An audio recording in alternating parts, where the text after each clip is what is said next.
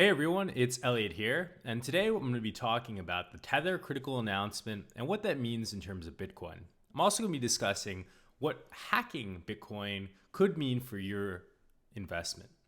So to start off, I'm sure you've heard by now, but if you haven't, Tether got hacked. And basically, as I've done a little bit of research into this here, I pulled up the actual announcement itself, and we see here that Tether had $30.9 million removed of its currency. It was hacked, it was stolen, it was sent to some IP address here, some following address. And basically, there's some steps that they're taking to address this. They're using some sort of tokenizing method. Basically, the more I read about this, it just seems like that's it. They're out $31 million. And I got curious as to how or who handles that fee, and we'll talk about that in just a minute here. But to be clear here, Tether is its own currency. I wasn't aware of that initially. I was like, what is this? Is this some sort of market? Is this a way you can host your Bitcoins? But no, it's its own cryptocurrency, separate from Bitcoin. But we're going to see that they might be a little more related than I initially thought on the surface here. So I took a look at this article here from the New York Times, and this is called Bitcoin, Bitfinex, Tether. So it's relating these three terms together, Bitcoin, Bitfinex, and Tether. And let's kind of see how they're related here. So the first thing we need to understand to solve this puzzle here is to understand what Bitfinex is. So it turns out that Bitfinex is actually one of the largest exchanges, if not the largest exchange, for trading in cryptocurrency. And the more reading you kind of do into Bitfinex, the more sketchy it appears. You see that it's officially incorporated in the British Virgin Islands. That makes me think, okay, unregulated, and probably doing something a little, I don't know if it's about board down there. No regulators down there. And we see here too that it's been fined by regulators in the United States and cut off by American banks. Now, is this something to be scared of? Well, the American banks have a lot to lose as cryptocurrency grows, so that doesn't really concern me too much. But it does make me concerned that one of the most stabilizing forces in modern currency, right, has basically said, we're gonna distance ourselves from that. And by that I mean obviously the American, financial system. But let's get a little bit more into this here. Let's figure out, so what does that mean? I've talked about Bitfinex is super big. It's an exchange, and basically, so Bitfinex trades both Tether and Bitcoin, and they basically insist. Let's find the actual quote here. If I can spell insist. So Tether and Bitfinex have insisted that the two operations are separate.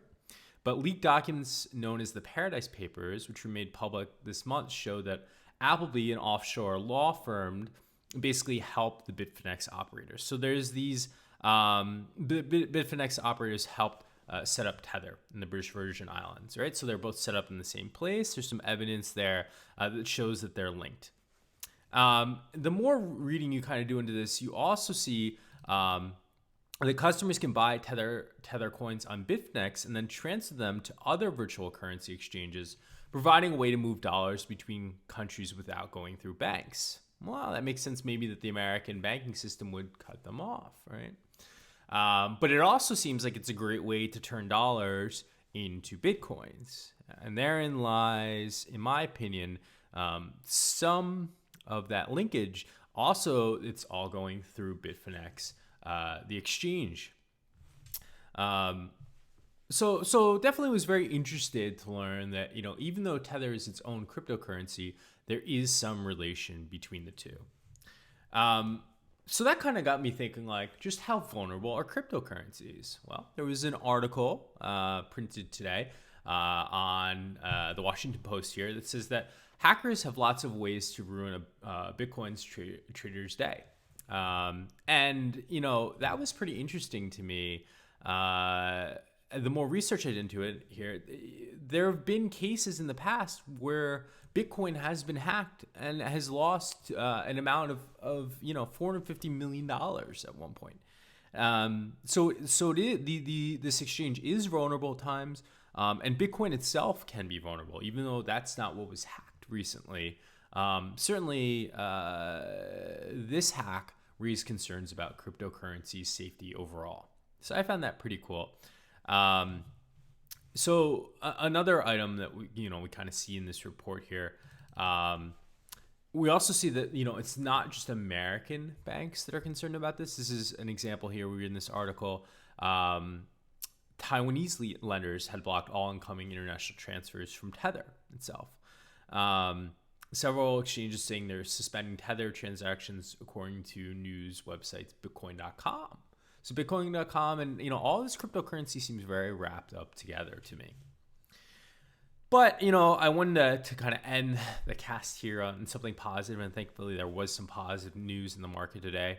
And we see here that Bitcoin rebounds to all-time high, shrugging off cryptocurrency hack. So even though $30 million was lost, ultimately that was a very small drop in the current cryptocurrency bucket. And frankly, we see a quote here that traders in the space have become conditioned to sell first and ask questions later. And this is from CNBC, and I thought that was pretty interesting. One of the things I'm super interested in learning about is what is the mindset behind a cryptocurrency trader? What causes them to buy and what causes them to sell? Obviously, that's the base of any market here. But to have it put so succinctly that anytime there's bad news like this, and it could be construed as bad, and this is in a different cryptocurrency, the immediate reaction in the market is the whole cryptocurrency market sees a dip. So definitely very interesting news today. I'll be tuning in tomorrow, posting another video. She has some additional articles here. So if you like the video, please leave a like or subscribe. Leave a comment. Let me know what I could do better, or what you would like to hear about or understand, or just kind of take a look into together. Until tomorrow, have a great night.